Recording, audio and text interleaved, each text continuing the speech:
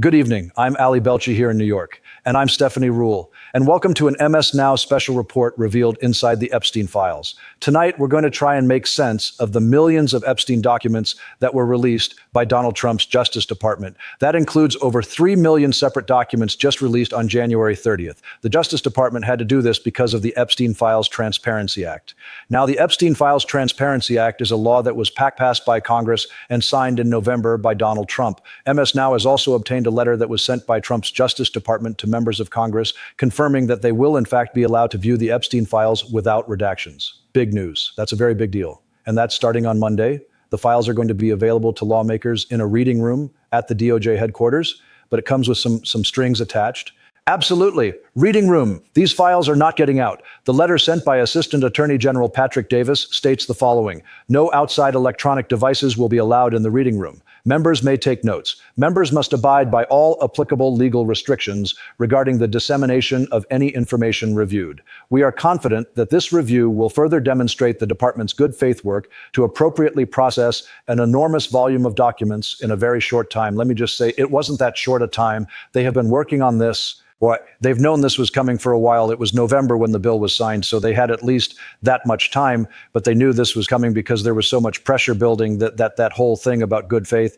That's the claim that the department's good faith work. That's the claim that's likely to raise plenty of eyebrows for the point you just made. Some of Donald Trump's most ardent supporters, Marjorie Taylor Greene, for example, have turned on him precisely because there's no evidence that the Trump administration has actually been acting in good faith at all. In fact, many of the survivors of Jeffrey Epstein's abuse, including Haley Robson, with whom we're going to speak in just a few moments, they've been exceedingly critical of how the administration has actually handled this. In fact, members of the House Oversight Committee say they believe the Justice Department is still holding on to half of the files. I'm going to say it again, half. Many of Epstein's survivors also claim that he traffics in women, not just for himself, but for a host of other men. And we still do not have evidence to prove or disprove those very allegations. All right, let's go begin our conversation tonight with MS Now senior legal reporter Lisa Rubin. Lisa, thank you, first of all, for being with us tonight, because we're trying to make sense of all this. It's so much information that we're trying to put it all together. So what stands out to you about what we know so far, and maybe more importantly, what we don't? Well, let's talk about what stands out to me about what we know so far, because I think this last week represented the media sort of searching for salacious, low-hanging fruit. We know a lot more about who's making $15,000 contributions to private schools in New York, for example, than we did before. But I'm not sure that further advances the ball of finding out who is actually responsible and complicit in the ring of sex trafficking that Jeffrey Epstein and Ghislaine Maxwell perpetrated for quite some time, and increasingly with more and more brazenness as it went on. One of the things that I think stands out to me is that when you dump 3 million pages, as the Department of Justice has, filled with redactions, but also not filled with redactions, it becomes impossible for the public to differentiate between an anonymous tip called into the FBI's Threat Operations Center on one hand, and someone whose story has been vetted and revetted and gone over multiple times with the FBI and the Department of Justice. So there is a huge range of credibility with respect to things that people have alleged about Jeffrey Epstein and Ghislaine Maxwell, and putting them all together, lumping them all in one big production, makes it impossible for many people to separate the wheat from the chaff, and in the end, really undermines the stories of those people that have held up over time. By making them all seem like they are equal, it both elevates the anonymous tip that doesn't pan out and depresses the testimony, for example, of people who spent a lot of time with DOJ and the FBI and testified at Ghislaine Maxwell's trial. Sort of makes them all equivalent and makes it hard for people to separate the two. Donald Trump, while he does not have any direct email with Jeffrey Epstein, which shouldn't be a surprise, Donald Trump doesn't use email. He's mentioned tens of thousands of times. Is there any reason to believe that he truly knew what Jeffrey Epstein was up to? I think Donald Trump has told us himself, I don't need the Epstein files to know some of that stuff, when he has made some of his comments about, for example, why he stopped associating with Jeffrey Epstein. He made a comment at the White House that he stopped talking to Jeffrey Epstein because Jeffrey Epstein was a creep. He kicked him out of Mar-a-Lago, he said.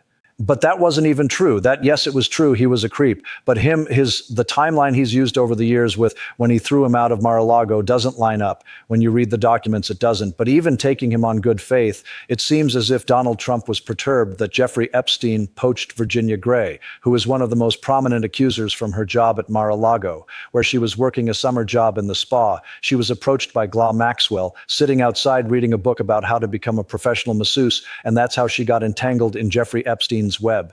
When Donald Trump has commented about that, he appears to be talking about Virginia, saying that Jeffrey Epstein poached one of his employees. If he had understood that Jeffrey Epstein poached a teenage employee and was allegedly running a finance business, why you don't ask yourself, what is a teenager doing working for this person in their finance business, but at their home?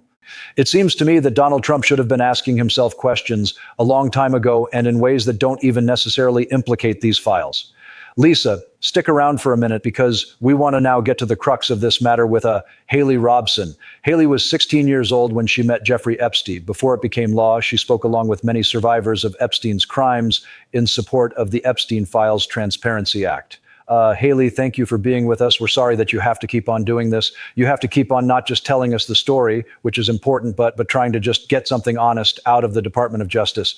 They've claimed this is over. We've got the files we're going to get, and there's no more prosecution to have. How does that make you feel? I don't think the DOJ or this administration gets to call it quits. They're not in charge anymore. And I think that's part of the problem. They're not realizing it. The survivors are not going away. We are not going to sit back. We are going to keep fighting and keep moving forward. And we have some incredible attorneys and a lot of support, and we are going to keep the pressure on as much as we can. Sloppy redactions expose the name of many survivors. Some women, in the first 2 days, there was nude photos of some survivors that it wasn't for the New York Times alerting the DOJ. They would still be up there. What has that been like for you and some other survivors that I know you're in communication with? To be clear, I'm flabbergasted at this whole chaotic situation. I mean, when you don't think it could get any worse, and then you hold your breath and you're like, oh, it just got worse. You know, to be quite clear on my right, they've done a very sloppy job. It's been very unprofessional. It's been heartless. And this is what I would consider a war on not just the sexual assault survivors of Jeffrey Epstein, but this is a war on every survivor that has ever come forward. This is retribution. That's what it feels like for us. Do you think that America will ever learn the names of these other men that you and other survivors have said trafficked them? Because there's a lot of other men whose names continue to be redacted. So I would like to be honest in answering this, and I hope I don't offend the media. I absolutely do think it's possible, but I think for now, I think the goal or maybe a game plan should be let's back off Trump for a little bit and stop making it about him, because there are other men that are equally involved in those files. So let's refocus the energy on some of the other men that are or have already been named, and let's open up an investigation and see if they are going to implicate other men in the process. Let's wait and see what the Clintons do. Maybe they'll be the ones to save the day. But I definitely think it's possible if we can refocus our energy on not just Trump, but let's move away from that and start focusing on the other individuals that have been implicated or named in the files. Haley, I appreciate you saying that because, and frankly, you should be as critical of the media as you'd like, because we can take that and we should take all of this criticism. Talk to me about the refocusing, because there is an issue here in that there are a lot of people who follow this because they wonder whether this is going to be the thing that brings Donald Trump down. And I understand why people believe that and care about that. But that's not even close to being the most important story here, right? The survivors are the most important story. The idea that there was sex trafficking of girls is the most important story. Tell me more about the refocus that you'd like to see, that you and the survivors would like to see from us. And can I ask, is there anyone specific for, besides looking all of them specifically Aosta? I personally, for me, and I hate to speak for the survivor because we're all individual human beings. Yeah. Thank you for saying that but I think the refocus does need to happen. And I think as a group of survivors, we need to take a step back and we need to start pulling away from this administration and Trump and expecting them to help us and really, and I know Congress, I mean, I'm so thankful for Thomas Massie and Rwana, but I know that they have poured their heart and soul into this. And I know that if we can get with Congress and come up with a game plan of, hey, listen, we know that there have been people named.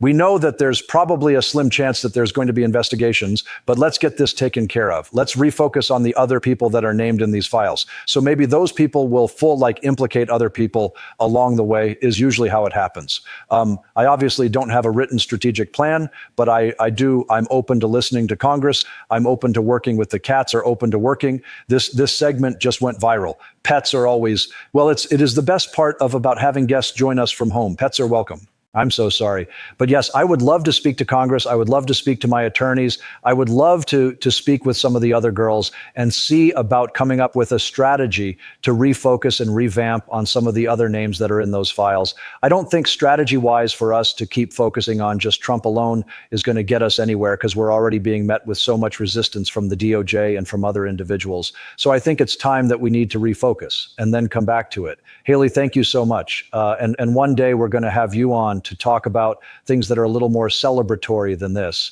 But I appreciate the work that you and the other survivors are doing to keep us and the whole country. Haley Robson, thank you. Extraordinary. Extraordinary to hear Haley say they're not giving up, they're going to continue to fight, right? She wants to speak to Congress. She's got a legal team. Do you believe we are going to get these other 3 million pages? Or the fact that we learned today that Congress is going to see this first 3 million unredacted? To me, that seems like a big positive. It is a big positive, but it also comes with some drawbacks for the victims. A number of the survivors will say to me, I've never seen my own file. I don't know what's in there about me in a fully unredacted way.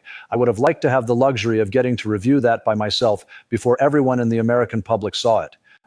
This whole process stuff is not normal, right? It's not normal for Congress to pass a law that requires the revelation of all sorts of investigative material that usually remains concealed by the FBI, by the Department of Justice, or under court order. So it's hard to say whether it's normal when this whole thing is abnormal. But I want to put the focus back on what she said.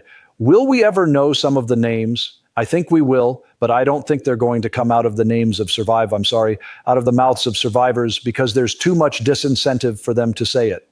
If you think about some of the history here, many of the survivors, and one survivor in particular, was sued again and again by people who said that she defamed them by accusing them of complicity or participation in a whole lot of rich and famous people in there. And the survivors are generally not correct. And most of them are not just not rich and famous. Some of them are even what we call judgment proof, meaning they couldn't satisfy even a small fraction of a defamation judgment against them. And as a result, many of them are afraid to say the names that they hold in their heads and hearts every single day. So I think if we learn names, it will come out of the mouths of members of Congress on the basis of this investigation. And that's where your question about their being able to review some of these files fully unredacted is important, because what they were supposed to redact was victim identifying information. But there are a number of times where I have seen redactions in the files. Other people here at MS Now have seen redactions that don't seem to be about protecting victims at all, and they want to get underneath them. And Donald Trump's Justice Department is not considering bringing any additional criminal charges at all related to Jeffrey Epstein, despite having released millions of pages from the Epstein files. And that's according to Donald Trump's former personal defense attorney, who is now the Deputy Attorney General of the United States, Todd Blanche. There's a lot of correspondence. There's a lot of emails. There's a lot of photographs. There's a lot of horrible photographs that appear to be taken by Mr. Epstein or people around him. But that doesn't allow us necessarily to prosecute somebody. And that's what's important for the American people. And the victims want to be made whole. And so we want that. The Attorney General wants that more than anything. But that doesn't mean we can just create evidence, or that we can just kind of come up with a case that isn't there. Now, for months, Donald Trump and his Attorney General Pam Bondi Slough walked the full release of the Epstein files, and then they refused to meet the deadline completely that was written into law by Congress. But what if the Trump administration had instead supported a full investigation in the mold of, Jack Smith's investigation into Donald Trump? Would the Justice Department be in a place where it could actually hold more individuals accountable, and maybe almost as important, have the trust of the American people? Because right now, given how this goat rodeo has gone, they don't. Nobody knows what to believe. Mimi Rocco is joining us now. She's a former district attorney for Westchester County, New York, and the former assistant United States attorney for the Southern District of New York. Mimi, great to see you. Thank you for being with us.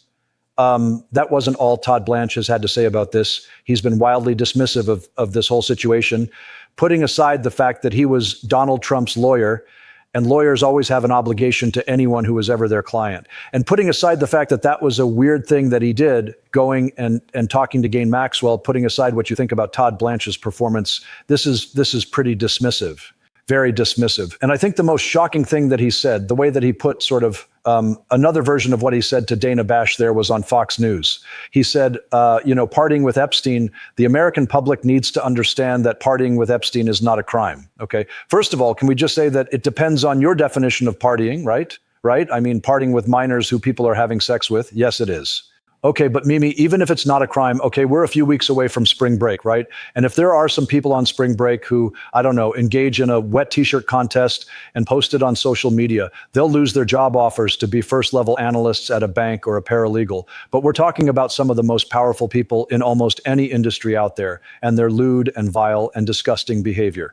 And by the way, last time I checked, it's really easy for a really rich guy to meet women, but instead of going the traditional way, this is how they roll. And Todd Blanche's response is, it's not illegal, right? I mean, the point you're making, which is a really important one, is not everything needs to be a crime for us to be talking about it and giving it importance and for it to have some kind of consequence, right? I mean, we're seeing that with, Larry Sumner has had to step back from his role. Various people in other countries in England have lost their titles. There should be consequences above and beyond just crimes. I mean, I'm a former prosecutor. We tend to talk about it. Todd Blanche, though, is even taking that point, which is, again, a really, really important one, but he is dismissing the possibility of crimes again in a very arrogant kind of, bro fist bump kind of way that I found offensive, and I'm sure the survivors did. But he also is dismissing it without saying he's missing a big step, the investigative step. He's just saying, well, we can't prosecute anybody. Well, there's no crimes, right? That doesn't mean there's nothing that you can do. Can we just look? I want to give an email as an example. Can we pull up there? There's one email I want us to look at on the screen. Can we pull this up? Okay, the sender's name is redacted. Yeah. Thank you for a fun night. Your littlest girl was a little naughty. Help us understand. We don't, obviously the name is redacted. Help us understand the mindset of the DOJ that they would think that person should have their name protected. I cannot explain that. I mean, it is shocking to me that that is redacted. And that is one of the most astounding things about these release of these files is the number of redactions of people who have what seem to be incriminating emails with Epstein. We don't know who they are. We don't know if it's the same person. We don't know if it's different people. There is a whole... But that's right. Isn't that like, I don't want to accuse them of anything, but don't they need, when you read an email like that, you assume the worst? Isn't that why we need the DOJ to explain these redactions? Right. There could be a perfectly good answer to that email, but we don't know it and no one would trust it anyway at this point. I mean, it's hard to imagine a perfectly innocent explanation. But the point of this act, of this law that they do not seem to be in compliance with, was actually to get out into the public domain people who are having discussions or emails, correspondence like this, and then for the DOJ to do follow-up investigation. Now, that doesn't mean that there is a crime to charge. I mean, on that point, Todd Blanche is like almost right. It means that you should do investigation, though, to determine it. And they have ruled out that important step of even doing. So there was an investigation once, and it was very strange because when Todd Blanche went down to meet with Ghislaine Maxwell, lots of people said, why would the Deputy Attorney General be doing that? And even if you thought that was an appropriate thing for the Deputy Attorney General to have done, Todd Blanche himself probably wasn't the person to do it because he has ties to Donald Trump. There was somebody named Maureen Comey, who was at the Southern District of New York with whom you've worked, who was investigating. A lot of people said would have been interesting if Maureen Comey was in that room having that conversation. At least she would know what to ask. We're not even sure that Todd Blanche would have known what questions to ask of Ghislaine Maxwell, 100%. But they fired Maureen Comey just a few months before that. Coincidence? I don't know. But they fired her for no good reason. They gave no reason. There was no good reason. I know Maureen very well. I supervised her. She is a legend in the office. She is a phenomenal and aggressive prosecutor. She will bring charges when there are charges to bring, and no one's going to really stop her if there's valid charges to bring. And the idea that they would be doing this kind of thing and talking to Ghislaine Maxwell without her at least input is malpractice. Really unbelievable situation. Thank you. All right, coming up next, an investigative reporter who has relentlessly followed the money and the powerful men behind it in the Jeffrey Epstein scandal. Stay with us.